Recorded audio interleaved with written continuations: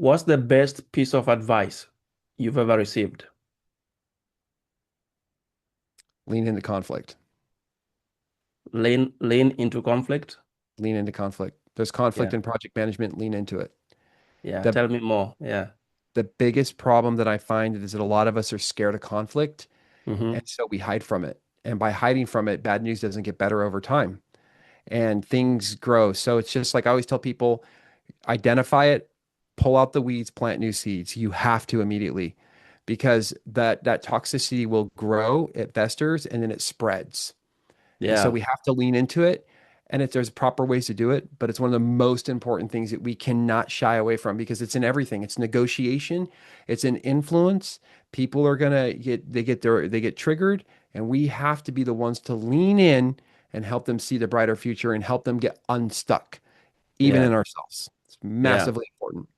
How did emotional intelligence guide your own discovery into leadership? That's a great question. That's powerful because when I was watching, I'd watch these project managers and I was constantly looking for patterns. And I'm watching all these great leaders and I think about all these things that was happening in my life, all the different aspects of it. And it's like, what's the one thing, the single thing that we're all missing? And it's like we talk about hard skills. We have to have IQ, high IQ. A lot of us go out and we study, we go to college, we do the thing because we got to be smart enough to have the degree. And it was like, but still, what's the difference between the person who doesn't have the degree but gets the result? Right? What are they doing different? What about these people that are self-educated that are going out and rocking this and getting the result? And it was emotional intelligence. And when I found that out, I read every book you can on it. I ran around, I've taken the courses, I've read the books, I've done the things, and I Yeah. did the work. And then I applied the tactics. And I realized that the four quadrants of emotional intelligence, EQ by Daniel Goleman, is a framework that will radically, powerfully transform Mhm. anyone's life. And the 12 competencies allow us to actually dive into what we need to work on and when. And once you understand that and you start realizing those gaps in your emotional intelligence, the whole world opens up because you can Yeah. then now see clearly on what you need to do to fix yourself so you can serve others. Yeah. And what are those four parts? You have self-awareness, Mm-hmm. self-management, social awareness, and relationships. You can have all the hard skills in the world. You can be a hammer looking for a nail all the time. "Ah, get it done." But the real true essence of great impactful leadership and how we can really, have a mission we're serving and help motivate people, Mm-hmm. how we motivate people is through the art of leadership, emotional Yeah. intelligence. And Yeah. that's what they were all missing. They were all like just trying to get it done, got to do this, got to get it done. Jeremiah, welcome to my show. Hey, Felix, it's an honor to be here. Thank you for having me. I'm super excited. Thank you very much for showing up today. I read a book one time by Dr. Mansour, Bring Inner Greatness Out Personal Brand.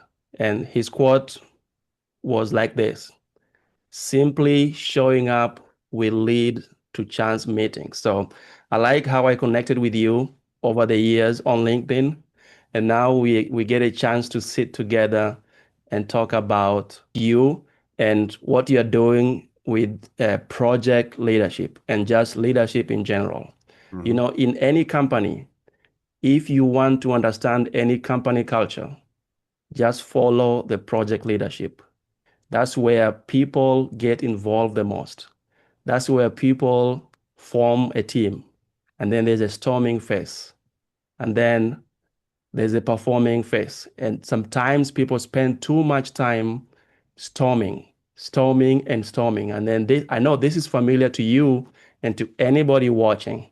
So today's podcast, I hope many people will benefit from your experience in leadership, in project leadership, and just life in general in dealing with people. So before we start, why don't you introduce yourself and tell us who you are? Yeah, my name is Jeremiah Hammon, and I am a project management professional out here in Portland, Oregon. And I love all things project management. I love all things project management. I've been doing this for a long time. And I'm actually, out here trying to solve a pretty big problem, Felix. I'm trying to solve a problem. Now, there's a crisis in the world, and it's not just climate control. I know the first thing that comes to is like, oh, we got climate control, we got politics. Although those are very important. Those are very important. One of the things I'm trying to solve is, and I believe we have a leadership crisis. And I believe Yeah. that right now we have a lot of leaders that are up and coming. We have a lot of people who are retiring, who are leaving, and they have Yeah. all this wealth of knowledge. And then we have all these new leaders up and coming, and they don't always, not everybody has been given the proper skills and abilities to lead effectively. And Yeah. so we need great leaders right now. We need them to hit the ground running and to be able to help us, transform the world. We're working projects that can not only, you know, change the world, but can save it, can save the world. So I've been Hmm. on this mission trying to solve that problem. And it started a while back, years ago, 25 years ago, I was in a car wreck.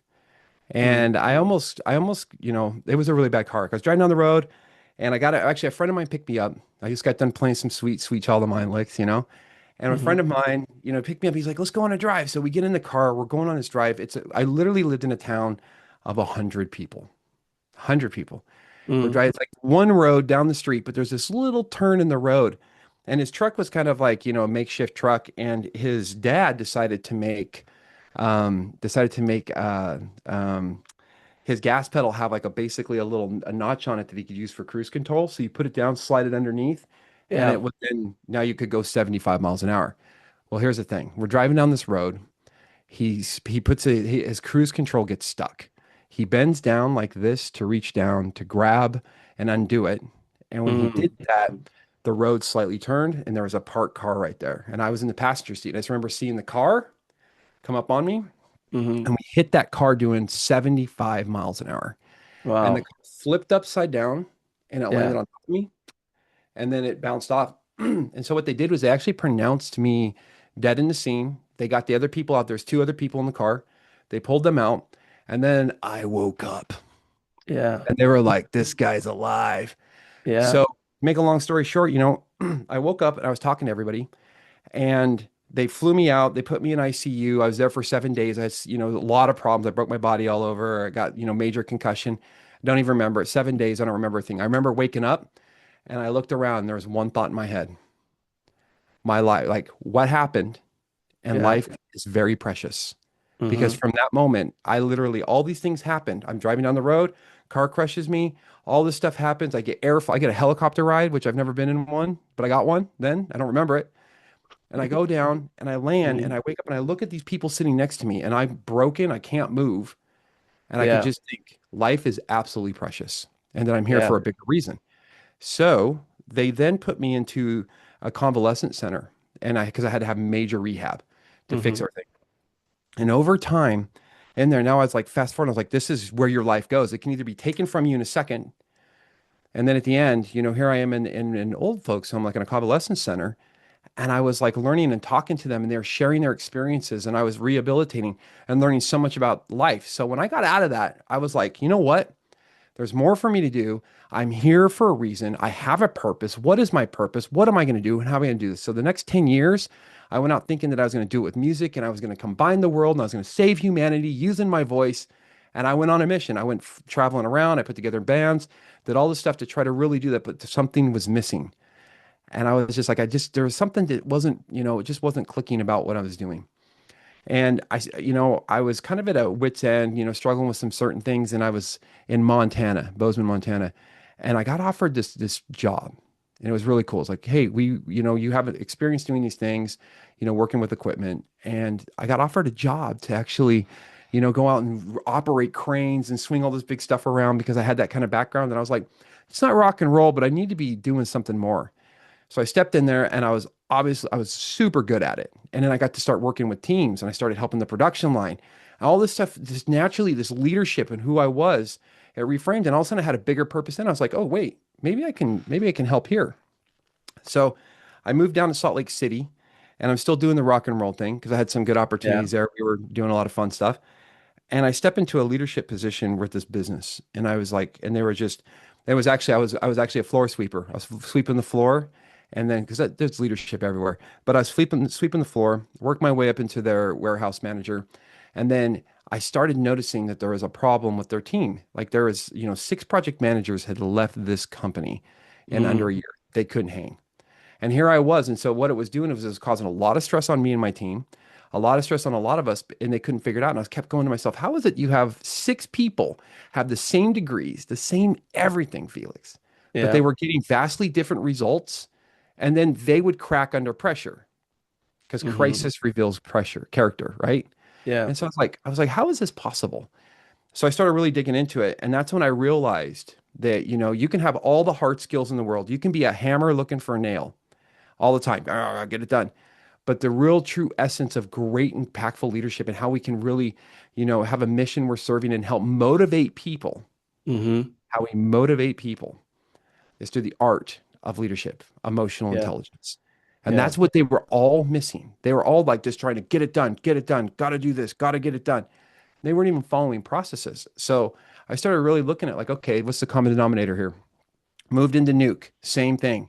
I ended up getting a job in Nuke. Now I'm on this leadership journey. I'm like, oh, if I couldn't make my impact doing music, what about with projects? Because these projects could be the ones that could absolutely change the world. I can make an impact with people and bring Yeah. them together, unite people. That's my whole, like, one of my biggest missions.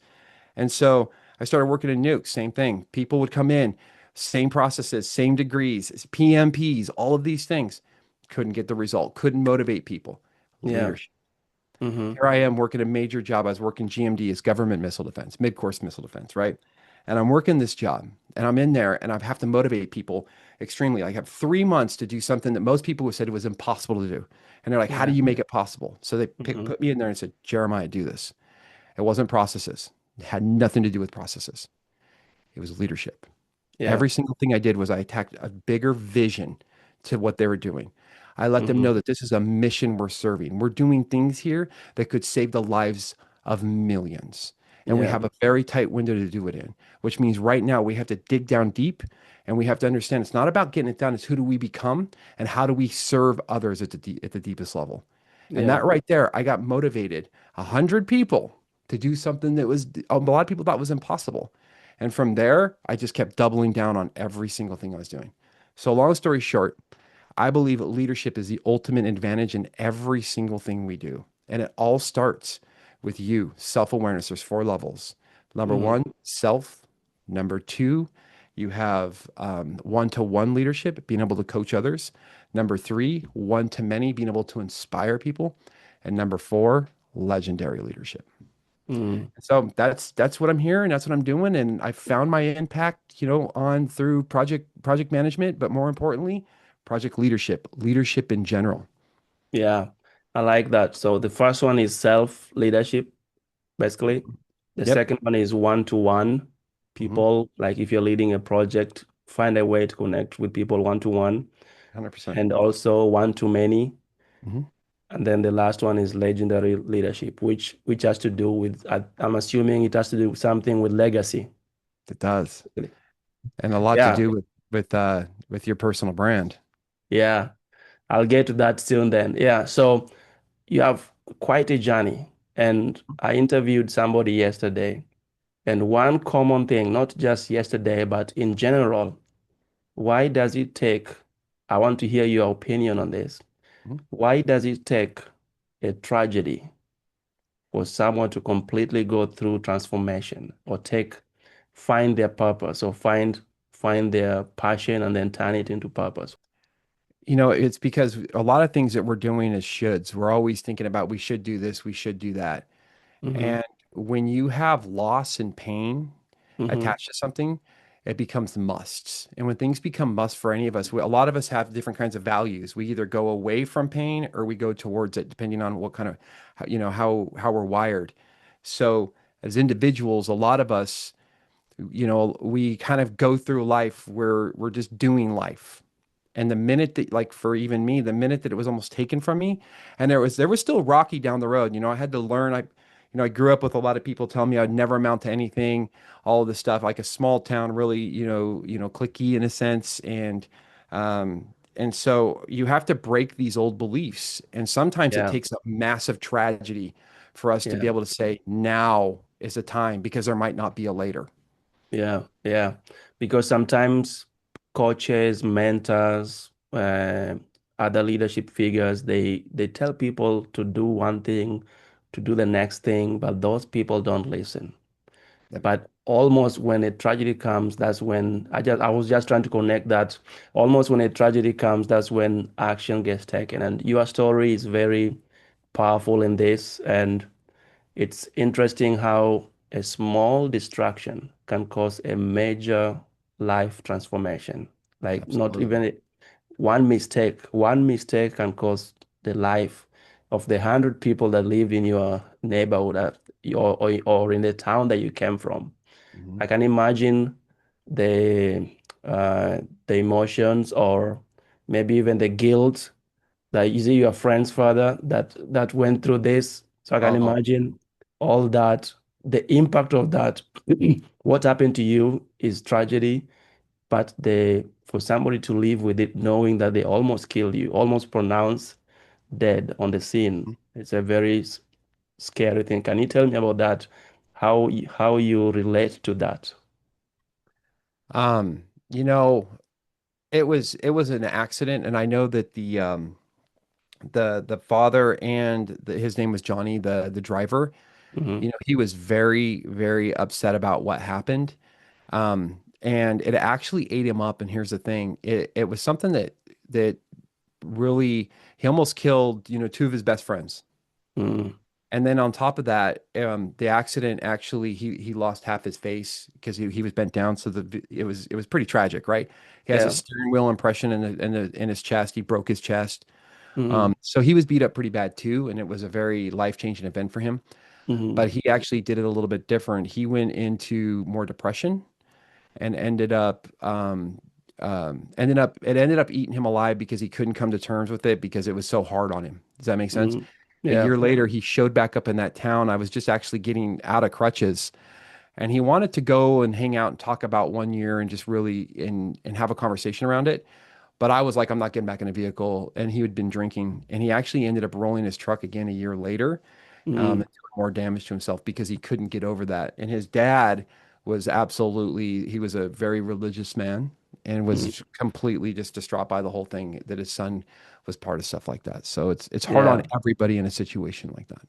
Yeah, it's very tough. And Mhm. similar analogy happens in projects Mhm. where there is conflict and people hold the blame or people point fingers back and forth without having the right alignment. And that's why I think I like when you say we are in a leadership crisis. If no leader can manage that through emotional intelligence, like you mentioned, what you're doing, I think, is very great. One of the things when I really look back, and I know this is, I'm not trying to bring the mood down here, but I've had a lot of friends of mine, especially younger, commit suicide throughout the years. And it's small town, Mm, they have a high suicide rate as well, especially in Nevada and some of the areas that we lived in. And when I started reflecting back on everything as I went through my life, and I realized how my life was almost taken from me. I could never yeah. imagine taking my own and what people are going through and what they felt. And the power of emotional intelligence, the power of knowing that this too shall pass, having the strength and the certainty. That's why self leadership is the most important. Having the strength to understand who you are at the deepest level and your level of impact is one of the most important things that we can ever help people with. So, one of my things on my mission is I totally want to help kids. I want to help anybody who's has any kind of problems where they're emotionally stuck. How do we help them see the bigger, brighter future? And that's where it's like we can't just tell people, oh, it'll be okay and it'll happen. You have to truly connect with them. That's one-to-one leadership to understand them deeply. But you can't do that if you don't understand yourself. So you have to Hmm. connect with them. And then once you do, you can then share through storytelling on how this too shall pass. There's things like that. You don't have to say it like that, but there's ways to be able to have conversations with people to help unstick those emotions that are hurt them. So one of the things that, and it goes back to project leadership as well, is that I would see people in pain and suffering. And so I'm constantly trying to say, how can I help people? Like my primary question, how do I help people out of pain and suffering so that they can step into this ultimate person of who they should be? Like really tap into it because we all have it inside of us. We just have to truly believe. And that's one of the biggest things that drive me. And I'm using project management as a vehicle, but it's really just to help people in general. Yeah, I think you have a powerful mission. Mhm. Thank you. Yeah, Jeremiah, so emotional intelligence is very powerful. If we're not able to connect on that level, Mhm. we lose everyone. And I just wanted to ask you, how did emotional intelligence guide your own discovery into leadership? That's a great question. That's powerful because, when I was watching, I'd watch these project managers and I was constantly looking for patterns. And I'm watching all these great leaders. And I think about all these things that was happening in my life, all the different aspects of it. And it's like, what's the one thing, the single thing that we're all missing? And it's like we talk about hard skills. We have to have IQ, high IQ. A lot of us go out and we study, we go to college, we do the thing because we got to be smart enough to have the degree. And it was like, but still, what's the difference between the person who doesn't have the degree but gets the result? Right? What are they doing different? What about these people that are self-educated that are going out and rocking this and getting the result? And it was emotional intelligence. And when I found that out, I read every book you can on it. I ran around, I've taken the courses, I've read the books, I've done the things, and I Yeah. did the work. And then I applied the tactics. And I realized that the four quadrants of emotional intelligence, EQ by Daniel Goleman, is a framework that will radically, powerfully Mhm. transform anyone's life. And the 12 competencies allow us to actually dive into what we need to work on and when. And once you understand that and you start realizing those gaps in your emotional intelligence, the whole world opens up because you can Yeah. then now see clearly on what you need to do to fix yourself so you can serve others. Yeah. And what are those four parts? You have self-awareness, Hmm. self-management, social awareness, and relationships. Yeah. Relationships is very important in project management, in project leadership, in any leadership, 100%. right? Everything. And I like your observation as you join from company to company, different industries from civil industry to nuclear industry and Mhm. to, I think you mentioned another one. I'm forgetting the third one, Aerospace. and to aerospace industry. Mhm. You are noticing a pattern. People overqualified. On paper, they look great, Great. but in the company, employers cannot retain them. Yeah, Within 3 months, they are gone. Or within every year, maybe the projects are failing. So there's a strong correlation between project success and retention. Can you comment on the importance of project success and retention in terms of leadership and how we work with the project teams? absolutely. One of the most important things everybody has to understand is that, and we all do it, we're communicating all the time. Yeah, Now, you and I are communicating, yeah. and we're doing it verbally and we're doing it non-verbally. And in project management, leadership is not just, what we said, it's what we do. And those two things go together. And so we have to be able to understand the processes that need to happen. And that's only 20% of what you need. 80% is communicating effectively. The success of it is how do we communicate in a way not to get it out of me as a leader, but get it through to the individuals. And that's Hmm. the trick. And that's the whole thing about success. EQ is the primary indicator of successful people in all of the world. Anybody who is highly successful in whatever you deem it to be successful, Hmm. they go back, and one of them is EQ. They were able to communicate effectively, hold conversations, and lead with curiosity, extract what other people, their needs, wants, and desires are, and then able to use that back to them to help them understand where they want to go and how they can impact and not just achieve the result, but who they become on that journey. When you're doing that and you're attaching it to a bigger mission and helping the Hmm. person, Yeah, everybody shows up more motivated and more successful. And those are yeah, the key things. You mentioned one thing that I just want to touch on really fast. Um, we start at forming, we go to storming, we go to norming, then performing. yeah. And in that ladder, our whole goal as leaders, how fast do we get people from forming to performing? Yes, And if we can exactly. see storming as a thing, we now have a recipe for a problem that we need to solve before they even start forming. How do we Yes. solve that problem right away? Because we need performing, and that's through emotional intelligence. Yeah, I agree. And I think I see a lot of projects sometimes the team spends a lot of time in the storming stage. Yep, it's If you unfortunate. go to the next phase and the team is still storming and the next phase they're still storming, that's a failure in that project. It will never, they have already lost a key feature or a key goal in that project. So Absolutely. I liked how you were able to have a vision as you move from this company to the next company, a vision of how the traditional project leadership is not working anymore, and how you saw that as an opportunity to address a leadership crisis. Absolutely. So tell me, what sparked the desire for you to start Project Revolution? This it goes back to I believe projects are everything, Felix. Yeah, Projects are everything. And I noticed that there's a leadership crisis. And yeah, I'm like, how can I help people help the projects that are going to absolutely change the world? hmm That was it. And it's like, yeah, I want, because, I believe that I survived that car wreck because there's a bigger purpose for me to connect something, to do something bigger, better, and better in this world. And so that belief alone, because we're driven by our beliefs and our values, that belief hmm alone, yeah, has been this primary, question and driving force behind the reason why I did Project Revolution. And when I learned the power of project management, and I hmm mean, Felix, you can use it in anything. When I yeah, learned the power of it, like not, and just the tools, the tools are fine. The frameworks are there for us. You can use it in anything, Felix. It's yeah. awesome. It's But business, people, everything, process. everything, Yeah, every single thing. But then I realized, oh, you got to be able to communicate first. If you don't possess it, you can't give it. So you had to yeah, do all this work to understand it. That's where the leadership comes in. So the processes are great and it's awesome. And there's so many people hmm out there using it. And I've worked on so many mission driven projects every time.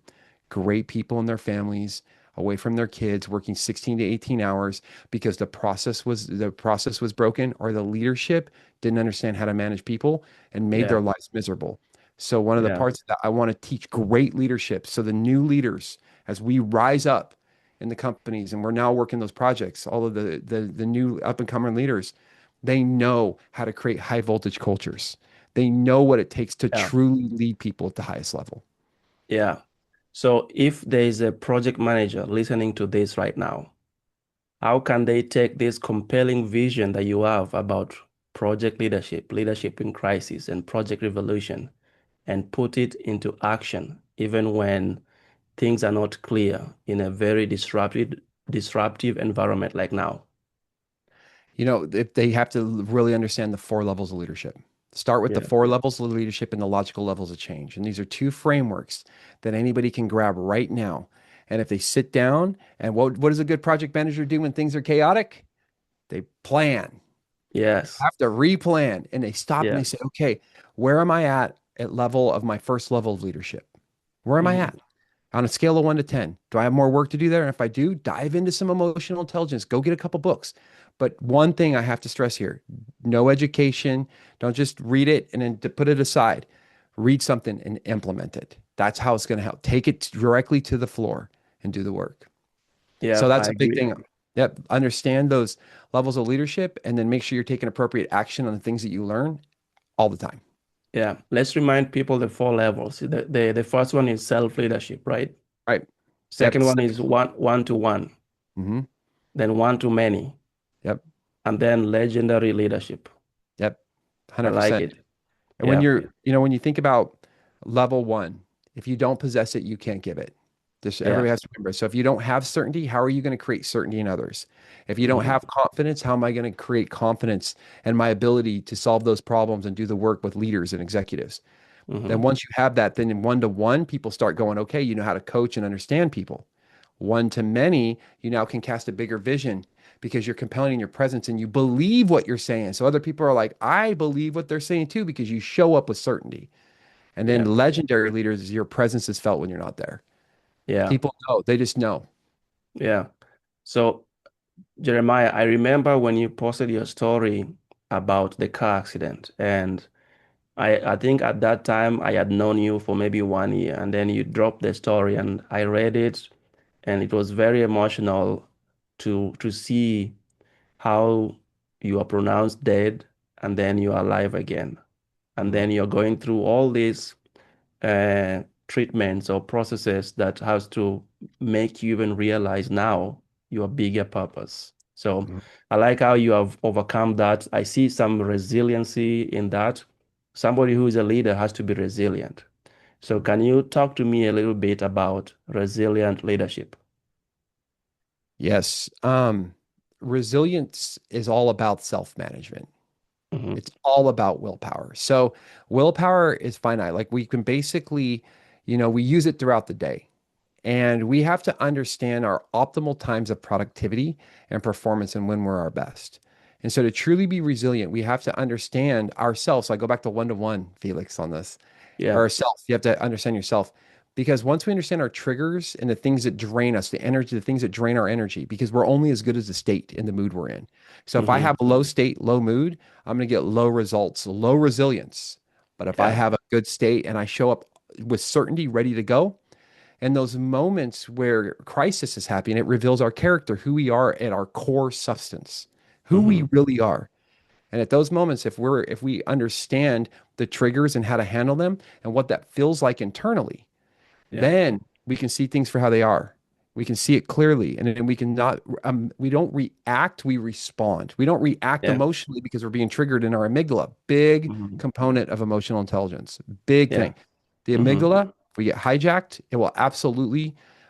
We are now a product of reacting to our own emotions even if they're erratic. We have to be Hmm. able to respond, pause, and understand. And that's true resilience because as we feel that, we know when we need to step back, when we need to lean in, and when we need to recharge. And Yeah. that's true. That's all willpower. Yeah. And Yeah. you talk about agility under pressure. Hmm. And I can see a strong connection between the resilient leadership and agility under pressure. Can Oh you, yeah. in terms of the leadership crisis and uh, the ability of a leader to have agility under pressure, how important is it in your new definition of eliminating leadership crisis? Lean into negotiation and conflict as much as possible. Bad news doesn't get better with time. Yeah, And whenever, you're as a project leader, we have to make decisions quickly and efficiently, and we have to have certainty within ourselves to do that. And so you have to lean in to yeah, make sure that you don't let things fester. That's the yeah, worst thing that we do is we kind of let things like we don't want to deal with conflict. And so we push it away. And project management, you have to lean into conflict, but we focus on the problem, not the person. And we embrace healthy tension. It's a mindset reframe. We hmm, embrace healthy tension because that's where innovation lies. If we want to yeah, radically light the world on fire and change all the things and get people fired up, sometimes it requires very smart people getting in a room and having conflict. But if we shy away from that and we don't have the resilience to stay in and keep our cool so that we can have healthy conversations around that, then that's where we never truly shine. And we're actually never really viewed as the kind of leader that steps into those executive positions that will yeah. run the companies to change the world because we don't have that certainty and that confidence that's required. Yeah, yeah. There's three different levels of leadership in terms of professional environment. This is just the way I describe it. There's the individual contributor, in the mid-level professional, and then there's level leader, and then there's a senior leader who is executive leader. And conflict in all those regions, it varies as you go up. Mhm. And at the highest level, there is even a bigger leadership crisis. How Hmm. do you manage that? Even communication sometimes people are tiptoeing in this because it's a level you have to approach it at a different style for you to get the resolution that you're looking for. Can you comment on that in terms of leadership crisis and at the highest level, how we manage that kind of leadership? I tell everybody one thing, Yeah, start training like a CEO right now. yeah, On the CEO mindset and a yeah. good CEO, the kind that focuses. I don't believe that you need to be the CEO or the leader that you wish you had. You need to Hmm. be the one that your team needs in the moment. And Yeah, so all of us need to step back and understand ourselves and what is it that our team really needs? And then how do we communicate effectively? Everything goes back to communication. And if you want to manage up, you have to understand what it is that those people, what they're looking for. What's their language they speak? What are their goals? And a lot of project managers are so focused in the tactical that they don't really know the big picture and the strategy.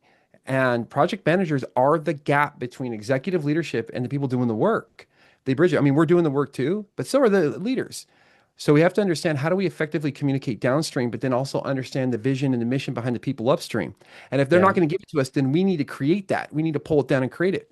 Yeah. And that's the biggest goal. So we have to start training as executive project managers now because it actually is an executive position in a lot of companies. Yeah. And even though it might not be, formally that way, but you are managing profit and loss. You are managing big teams. You are doing the projects and managing the budgets that's going to propel the business. You've got to understand that CEO mindset. And that means need to understand what problem they're trying to solve, why the business exists, what's their communication style, what do they want to see, how do they want to see it, and then you only focus on those things and you're going to be well ahead of a lot of other people. Yeah.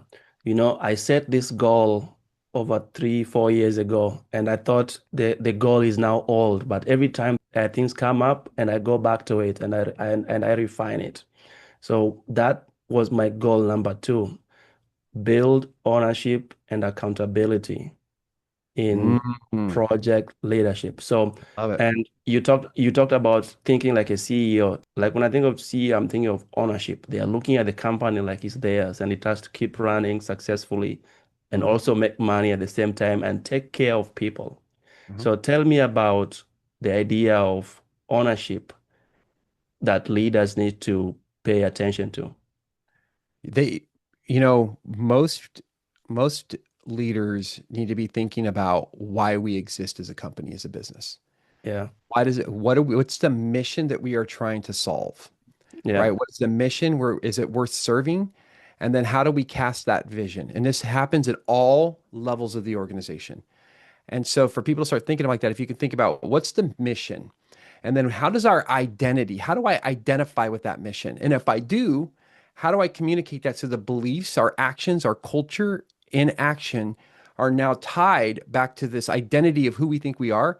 And then the mission we're trying to serve. And the next piece after that is then how do we really look at the skills and abilities and capabilities that we need to be able to foster that? So if you're a CEO, you're thinking, what's my mission? What's my vision? What's my identity? And then, hey, what are the skills and abilities and the leadership that I need to be able to hit that?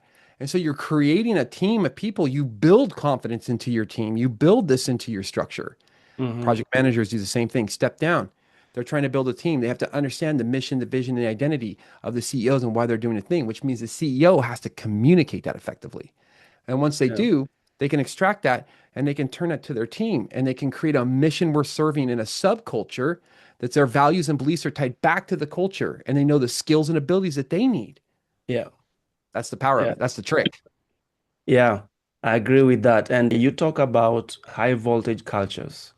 Mhm. And also what you just explained there, I can see the importance of empowerment. So can you tell me what's your take on creating cultures where people feel empowered to step up, even in the midst of any failure, to step up and speak up? It's all about having a mission worth serving. If you can Yeah, have people who know what they do, why they do it, how they do it, and who they do it for, and they love all four of those things, yeah, we're going to have a high voltage self-charging culture. hmm People are going to show up no matter what, fired up, as long as it's clear that they love the people they're serving, they love why they're doing it, they love how they do it, right? And hmm who they're doing it for, that's important. Even if they don't necessarily sometimes like the how they're doing it, we can work on the process. But we got to have that what, the why, and the who. We got to be serving something greater than ourselves, and people become electric. They love hmm it.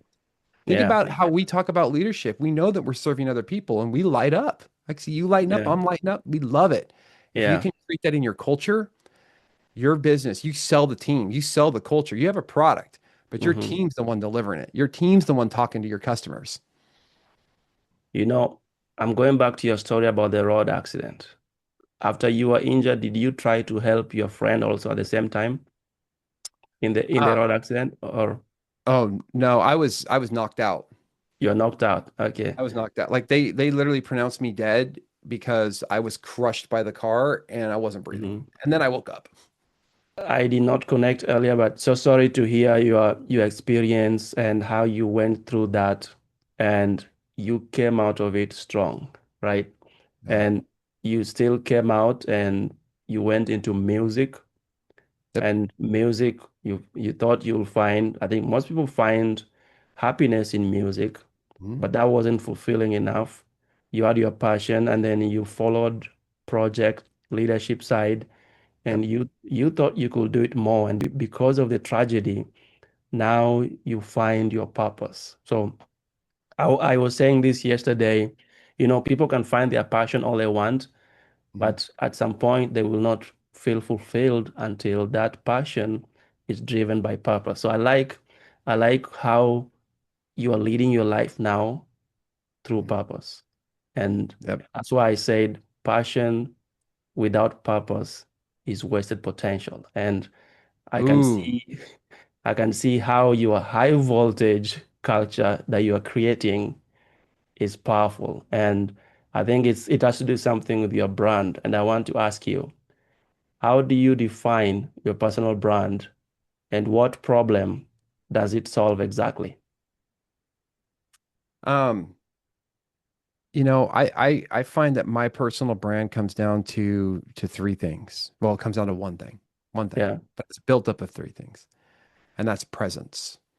Mm, Personal brand is our presence, and it's not. And this goes back to legendary leadership. This is why I work so hard on it. Legendary leadership is our presence when we're not in the room. It's the things that people say about us when we're not in the room. It's the tables we get invited to because people remember and think about who we are and how our character, our skills and abilities, and our style come across in those moments of crisis and those moments of collaboration and those moments of truly caring. And that's why I believe that like my personal brand and the way that I convey it about high voltage is everything is built on your presence. And you have character, which is your base of everything. You have your substance, your skills and abilities and talents, and you have your style. And your style is that you have a lot of depth and breadth of who you are, and you have integrity, and you mastered emotional intelligence. And from there, when you show up in those rooms, you articulate yourself. You have honesty, you have credibility, you have humility, and you have confidence in the way that you speak. And that's your presence. And when that shows up, if I walk in and I'm Wacky Inflatable Flailing Arm Tube Man, and that's who I kind of am, people are not going to take me as serious as somebody who, when I come into a room, I walk in and I have the presence of somebody who is honorable, who has integrity, who wants to help and is here to serve others and get the job done. Sometimes we have to be action takers. Sometimes we have to be the leaders who just help people take the appropriate action. But yeah, we have to have integrity and trust and credibility. That's what my personal brand is. I like it. I've talked to you a few times in the LinkedIn DMs, and I can feel your presence. And also, after one of my speeches, when I sent you the video, you left me a voicemail, and not many people do that. So that's another way you show your presence, and I can see how this can be fitting in a project leadership environment, in an environment where there's leadership crisis. They need leadership presence. So Mhm. I like that. You say that you teach presence over performance, for example. I think you mentioned there's three things that go with presence. Can you repeat them? Yep. Or Character, substance, and style. Character, substance, the substance, who substance? we are, our skills, abilities, passions that are Yeah, attached to our purpose, and then style. yeah. Can you talk a little bit about style? Yep. Style is all about credibility. If you're solid as in character, right? We got good integrity. We know who we are. We've got the social intelligence and the self-intelligence down, right? Then we go into substance and skill. We are able to transfer that over into who we are with the depth and breadth. And so we speak with credibility. That's what happens is because of those two layers below, the next thing that you have is you have your style. And your style is who you are in the moment. And that's where everything comes together. And that's going to be how you show up professionally. That's how you dress. That's how you walk in a room. If I walk in like this and I sit down, Yeah, like this, you're going to be like, you're going to look at me. If I'm a leader position and this is how I roll, that's not going to be the same as a person who comes in, who sits up nice and straight and is there to serve a purpose, to serve the mission, to help the team, get them unstuck. I'm here for a purpose. I go to meetings to do a thing. I'm here for a purpose. And when I yeah, speak with a purpose. And I have yeah, enough trust and credibility because I have the skills and abilities and I've earned it because I've learned it and I've earned it. And then I can communicate it effectively. That's what style is. And that style is like the icing on the top because that's you never want your presence to be louder than your message, Felix. Mm, You yeah, never want your personal presence of how you show up to be louder than who you are, your purpose, your mission, and your impact. That's your style because that's who you are in the moment. yeah. Everything else is a built it builds it is a buildup of it. You said something very powerful. You never want your presence to be louder than. Can you repeat that one? Yep, you never want your presence to be louder than your message Yes. or your mission. And I think you are hinting on authoritative leadership, where people are the presence of, let's say, somebody who is at the very top. The team can be feeling that authoritative presence. Even when they say the message, they might not be connecting. And most leaders struggle with making their presence visible or making their leadership visible, even when they're not like sending any message. Mm. What do you have to say about that in terms of presence and style to help these kind of leaders? So, are you asking how do we help leaders build that presence with like if they Yes. haven't How got do it yet? you how they think they have a presence. Hmm. People are not seeing that presence. Mm. They think they have a leadership style, like you're saying. People are not seeing that leadership style. So how do you help them showcase that so So people there's can connect with them? there's a couple things you have to first. This comes back to really good coaching, Felix, where if we're Yeah. working with people, if I'm working with somebody and they think they have it all dialed down, the first thing you start looking at is you start looking at, well, let's look at your performance overall, your Hmm. productivity, because we can be busy, but what's the actual output that we're getting? Is it of quality? How's your communication style? How do you handle things under pressure? Because a lot of us are actually reacting and we don't realize there's certain moments where we're hurting our leadership presence by the way that we're coming off in those moments of crisis, moments of tension. And we might say Yeah. something and we might get a little frustrated. And that's a notch. It takes us, 20 years to build a reputation and 5 seconds to kill it, right? Yeah. So we have to constantly be looking at all of these different areas. And that's why I use emotional intelligence because I want to know how self-aware are you? How well do you Yeah. manage your emotions in states of crisis? Because that builds how well you're socially aware and the relationships you can build. One of the top questions I ask people, how good are you at building relationships? And Yeah. not just building them. How good are you at maintaining them? And Yeah. good are you at maintaining relationships of people who are at higher levels than you are that you can aspire to be to. And if you don't have many of them in your life, then you're playing smaller and you need to that's why you're going to always stay at this certain level. You need to position yourself around people that can help grow you because people want to help grow you, but you have to step up. Yeah. I agree with that. I watched a podcast session with Stephen of the DOSC, the Diary of a CEO, and Yeah. he was interviewing this FBI lady, and he asked her about how do you know who is a leader in the room, and she said because she's FBI, she can tell who is the ringleader when she walks into the room. Mhm. You can easily tell by their presence. So I'm just telling this connection because of your brand around presence, like the way they sit, the way if somebody's sitting like yeah, they don't have any power, she'll be able to tell who that person is. So our posture is always send a strong message than we think. Since Speak speaks right. yeah, The first thing that people say, it's the first communication we have when we walk in our rooms, our body. I tell people your body always tells the score. yes. And in an environment where there's leadership crisis, you walked into companies to companies, and Mhm. project managers are leaving every 3 months, Mhm. and you are the big problem to fix.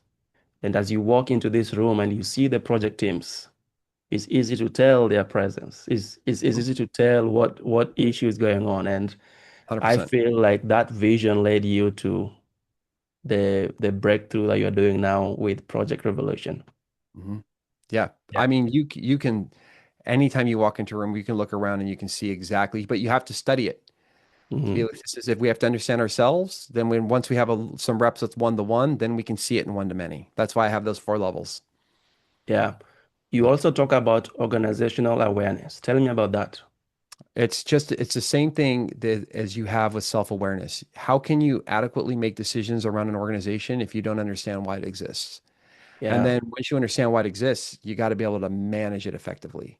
And so it's yeah. all the same principles of emotional intelligence that happen with us. You can take that and put it to an organization. What's the emotional climate of your organization? Is everybody self-aware? Do people know how to manage it effectively? Are there good social cultures? Is the cultures good? And are people like each other and build relationships with one another? It just transcends immediately.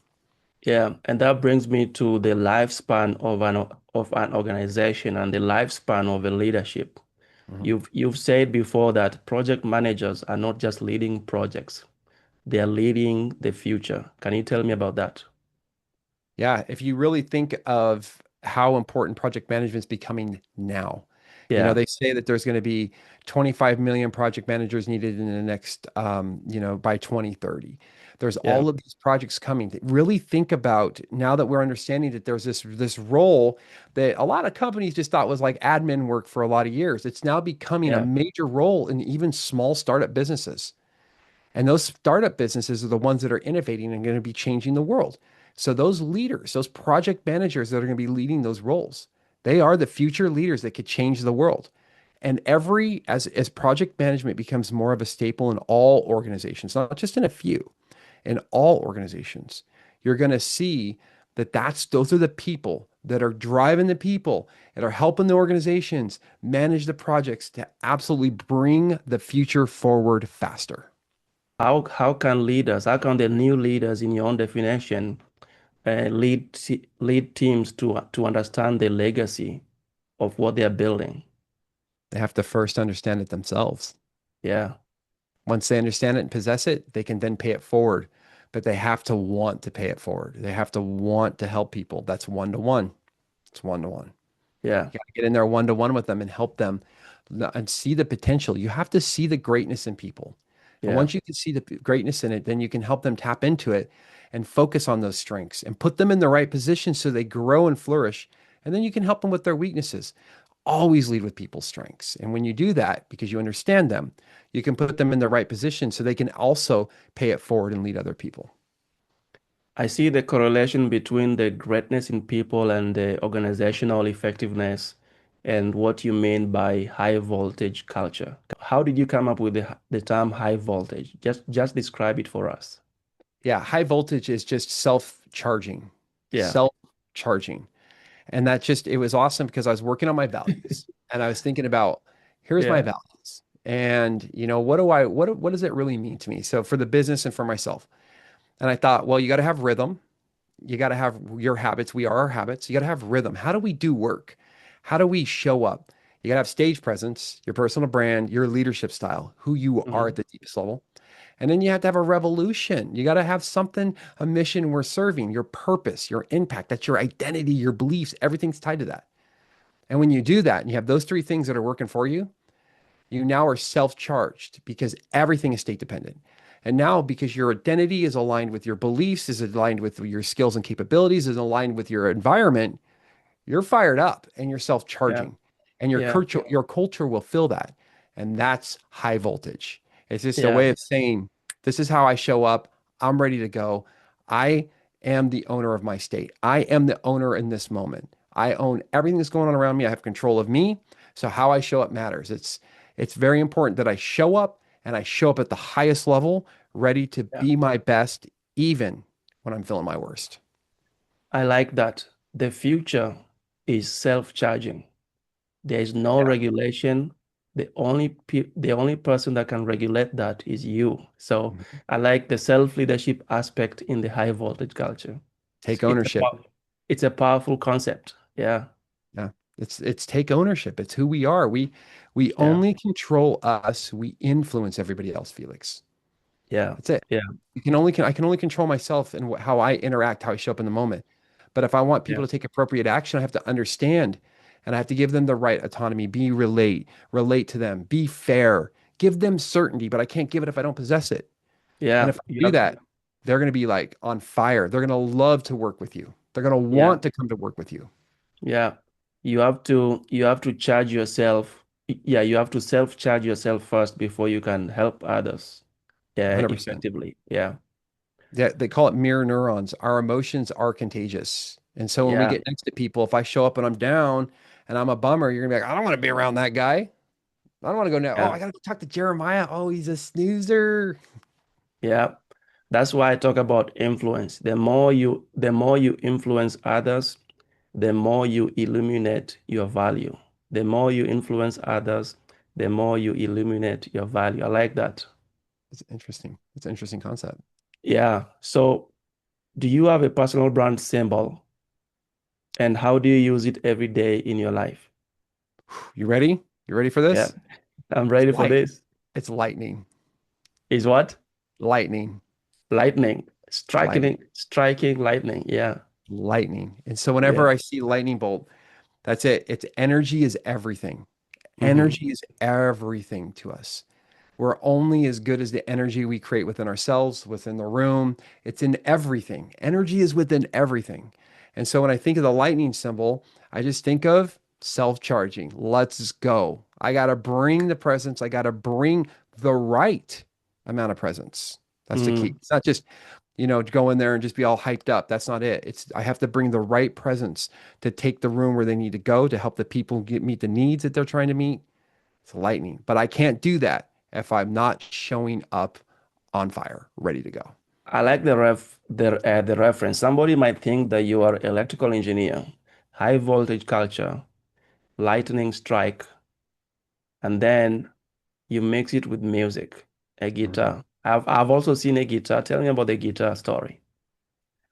Music, I grew up in a town of 100 people, right? And we all have to find our way. And I just happen to be a naturally gifted musician that come from a long line of naturally gifted musicians. And so I love the guitar and I play all kinds of different styles of guitar. And it's been the one thing that helps me reconnect with myself so that I can also connect deeper with others. Yeah, It's really attaching to my talents. And I think that music is one of the most incredible, beautiful things in the whole world that helps people in their time of crisis. Whenever we feel a certain way, we can put a music and it takes us to a land far, far away. yeah, Music speaks to our soul in ways nothing else does. It fires parts of your brain that nothing else does. yeah, So I'm a huge proponent of music. I think it's incredible. And I spend a lot of time playing music on the side to help me get centered. yeah. And I like how you're connecting all these dangerous aspects of high voltage and lightning strike, and then you bring music to cool people down. Yep. I And think that's sometimes how it's you high need. voltage. What? Sometimes it's high voltage music. Sometimes it's high voltage music. Yeah. Yeah. I think you've also shared your story on LinkedIn about how you went bar to bar singing, getting gigs, and then Mhm. after that, realizing later and changing your life around completely. It's a Mhm. powerful story. Yep. Yeah, I did. I did the thing. There was like 10 years there where I was kind of struggling, trying to find out, how to get your mission, message, and purpose out to the world. And Hmm. I tried it through music, and I felt like I was going to absolutely be able to put the words together and sing it beautifully and play the music, and everybody's going to come, and I'm going to be able to change the lives of millions of people. And it's a hard road. It's a hard road to Yeah. go down. And so Before I forget, yeah, go ahead. I just spent a lot of time doing that, and I realized that there was other ways. Project management, I found is one of the most highest performing things that if I would have learned that when I was about 14, and 14-year-olds out there, you can learn this stuff.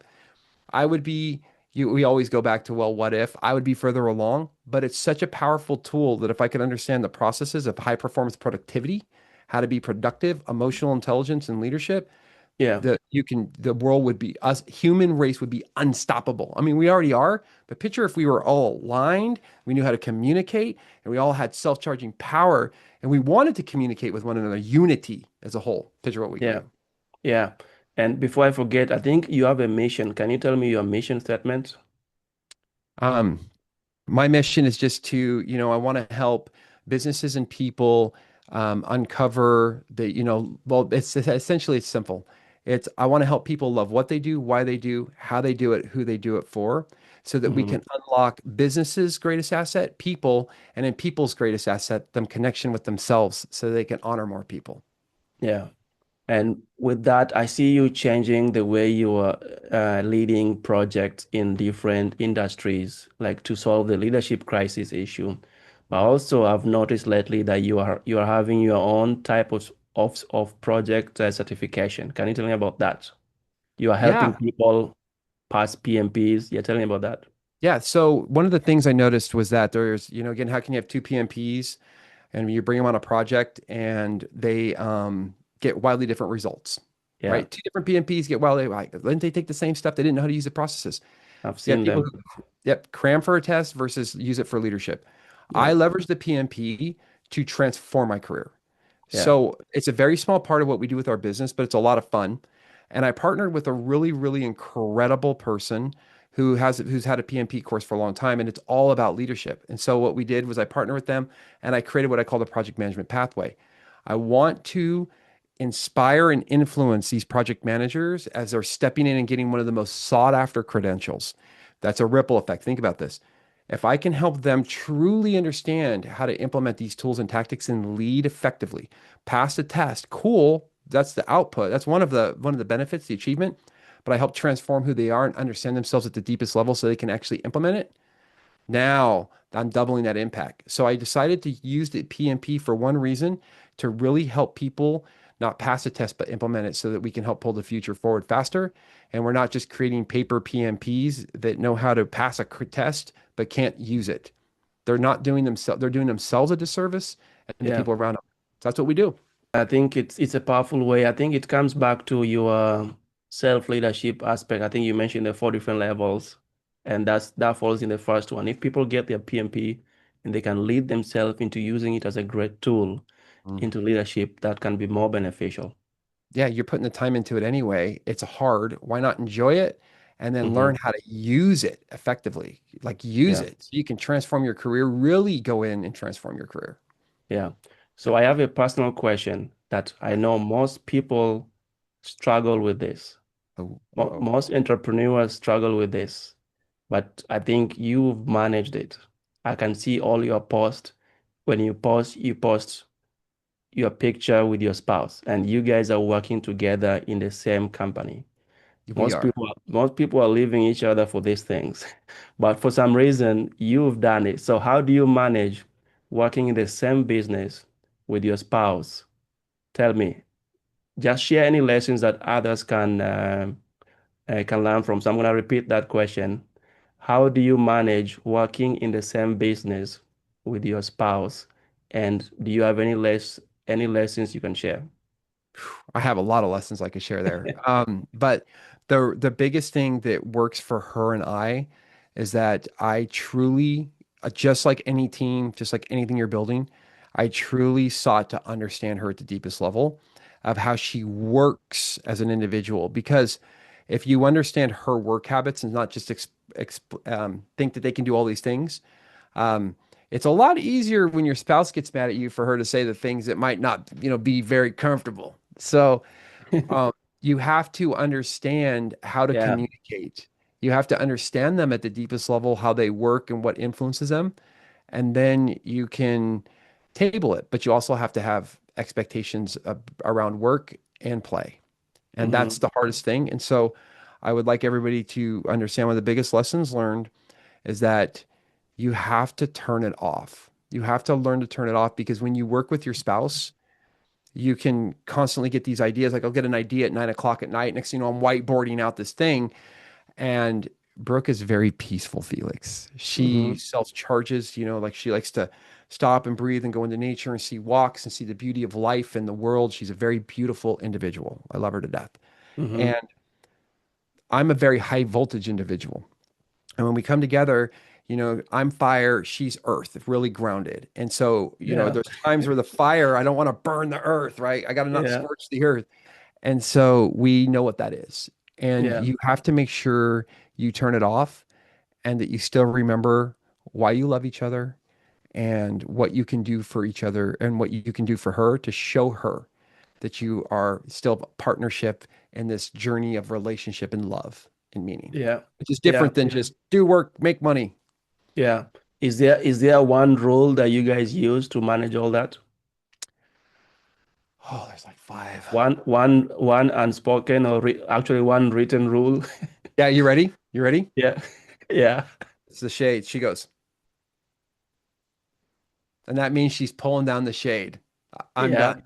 Like I'll be like, all right, it's like I It's gotta do like all these cut things. cut it. Yeah. Yeah, but she pulls down the shade, she pulls down the curtain. Like, I'm done. And when I see that, I just know I'm like, all right, cool. She's at capacity. Yeah. Yeah. It's a signal. So you look for the signals. Yeah, You look for the presence. absolutely. Oh, Yeah. yeah, I can tell when I'm talking to her and I walk in, I'm like, all right, I just learned these three things and this happened, and I can look and she's just like shrinking because I am an extrovert. I don't know if you noticed that. Hmm. I get charged by people the I more I can get see around them. that. Yeah. Yeah, I get pumped. She is more of an ambivert, but she leans more towards introvert, but she's fired up by people. But that doesn't Yeah. mean she's fired up by me all the time talking about work and all the stuff. So Hmm. Yeah. I learned to read her facial expressions very well. Yeah. So I like what your company is doing, and I can see you are posting now the success of what people are going through your programs. People are passing their PMPs Mhm. through your coaching process. Yep. So yeah, keep doing that. I'm in engineering, but with a strong project background. I did my PMP 2 years ago, but I've Mhm. been studying the book for a few years and applying it over and over. So Apply uh, it. engineers, the next level of project leadership or leadership crisis is having engineers that know project management. Mhm. Otherwise, they are going to tinker all day. Yeah. So yeah, Yeah, because we get lost in the weeds. It's funny. I call them project Mengineers. A lot of yeah, the engineers I've worked with, yeah, out of nowhere, they were like, I showed up to be an engineer and now I've got a schedule and I've got a budget and I was just supposed to tinker and do my engineer stuff. And so we laugh. We call it project Mengineers, and I've worked with a lot of incredible project yeah. engineers.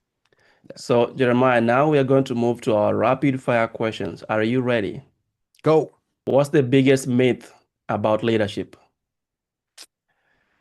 The empathy is the key to all success in leadership. What else is it? What else is the key to leadership? Yeah, It's conflict, it's emotional intelligence. It's all 12 competencies integrated together. yeah, not only empathy. Okay. Not only empathy. Everybody thinks leadership, they think empathy. And it's just a small Yeah. part of it.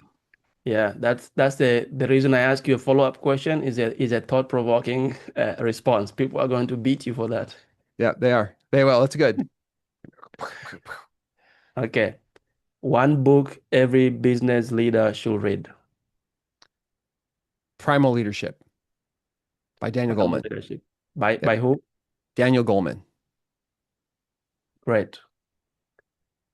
Morning routine or a night owl? Both. Both. Both. Yeah, I Why gotta both? Tell me why. because I play music, so I sometimes have to go out. I get charged by I like to go out. But I have a morning routine, 100%. One thing people always get wrong about you.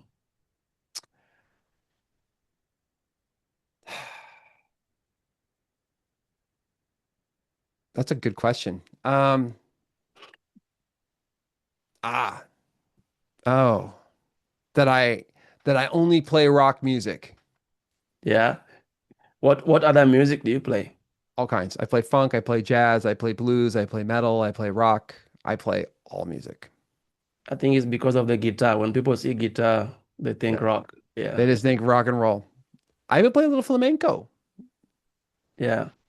So you've worked in aerospace, civil, and nuclear industries, and also now you're in the project revolution, or you are running your own company.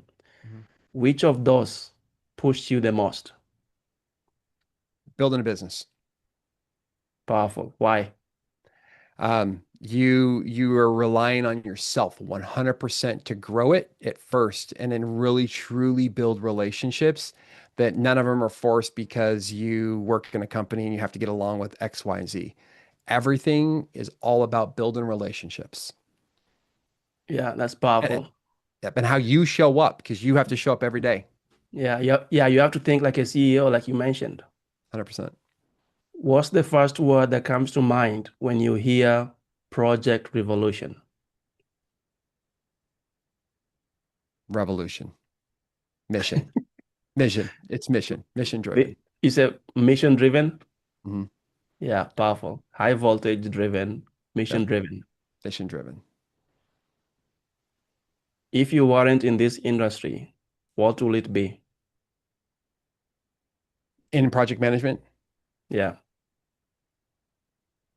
I'd be in project management because it's everything. Yeah. I'd run a Yeah. business. I'd probably be a leader running a business. Yeah. Yep. Yep. If leadership had a soundtrack, what would your theme song be? Oh, I can fly. Lightning in the sky. Oh, we'd have so many songs. Yeah. How can I? How can we? Yeah. Pick one. How can we? How can we? Who sings that one? We do. Oh, is it a real song? A real Yeah. song? Oh, it would be, I'm just making up songs. Oh, no, it By can be your own song also. I was just making it up.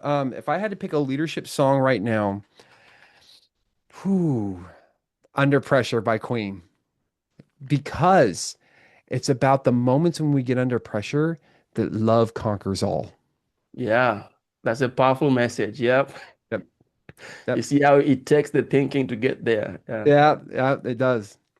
So what's next for you? Any big adventures you have coming up in the horizon? I do. Project Revolution has launched. We're working on the project management pathway, which has been really awesome. And we're getting, PMPs, getting people through. We have our executive coaching, which has taken off as well. We're working with executives, and then we're going to start working on our cohorts to start really helping out businesses and even stepping into ACE and working with kids and stuff next year here in Portland. Yeah, powerful.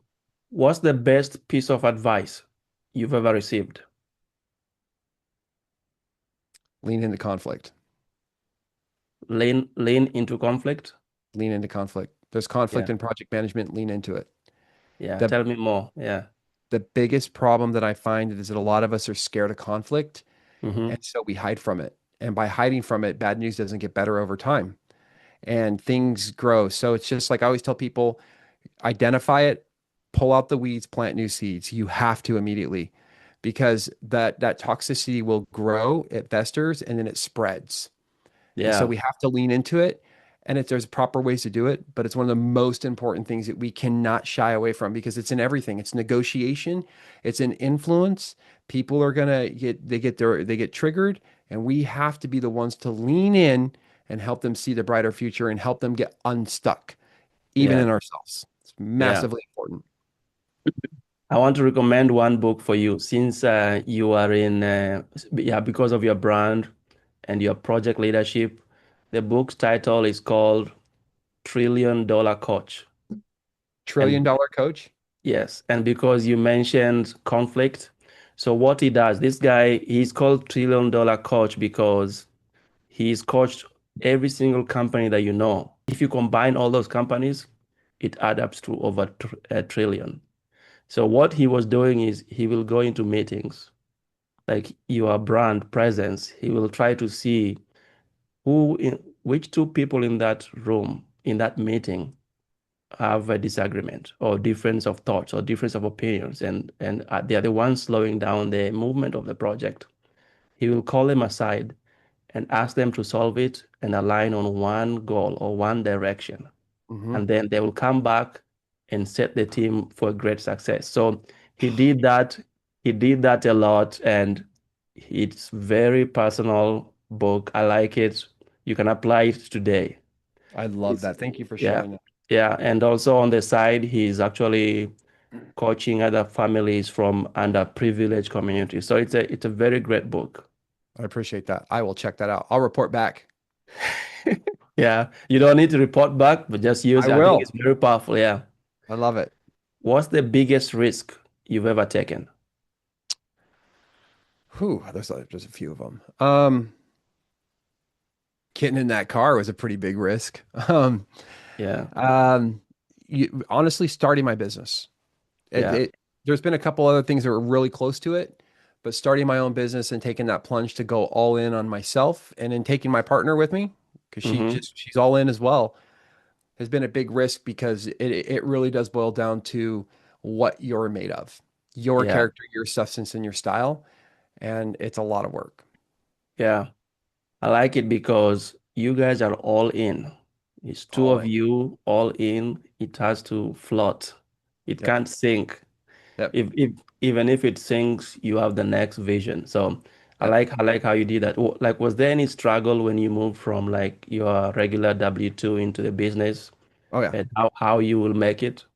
Yep. But I like a project manager, I planned really hard, making sure I had a certain amount of money that was set aside to help float me because I knew it wasn't perfect. But I also followed the rules of making sure you have a product, you have validated it. But once you're doing it on your own, learning the marketing and really like learning marketing and mission and messaging is one of the hardest things to do. Consistent branding is one of the Yeah. hardest things to do. I like that because I used to see your posts. I can see now there is consistency in the image. People remember, people see the guitar, the lightning strike, they see the high voltage, they see the colors. They know when they see that is Jeremiah. So your presence is there. The people are talking about your personal brand symbol, even when you're not in the room. Absolutely. Yeah. That's the goal. If people want to know more about you and they want to catch up with you later, where can they find you? There's two spots. You've got our website, which is projectrevolutionllc.com. And you can see a little bit about what we are, who we are, and how we serve people. And then if you really want to join the party, come to our LinkedIn. Join me on LinkedIn, Jeremiah Hammond Jr. PMP on my LinkedIn. I'm always sharing tips and insights. We've got our newsletters. We got all kinds of things going on. We're doing lots more live events where we're helping out more people. So if you want to come join and have a good time and hang out with us, is where it's going on. Yeah, and I see that you have you are recruiting new people into your program. Is that still going on too? Mhm. Yep, all the time. So the way we have our program set up is that we can recruit people in to help them seamlessly at any stage of their career that they're in. And the coaching Yeah. is a little bit different. I only have certain slots that I keep open for the coaching. It's more of a small, really personalized group the way that I roll that. And so I don't, that's not always ongoing, and I let people know when that's open. And then for businesses, I help businesses get certified as well. So some of their teams, and I do project management essentials, but I also help their businesses implement project management as well. Yeah. Thank you. Mhm. Thank you, Jeremiah, for what you're doing to help people and to help businesses. And also because of you, also I know once in a while Brooke will comment on my post. So I like seeing that through Jeremiah you are impacting others. So thank you for that. Absolutely. And today's discussion has been very powerful. Leadership crisis. Jeremiah's goal is to solve the next leadership crisis. He says that project managers are not just leading projects, they are leading the future. And the way to lead the future is to solve the leadership crisis.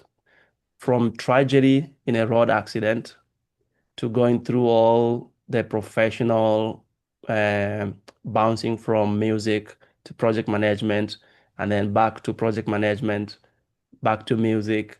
You're still doing music and now you're doing your own business, helping people not just get PMP certified, but lead themselves into the leader they want to become to solve the leadership crisis. So I like that. I like your four levels, which is the how do you call them? Four levels of Leadership. Four levels of leadership.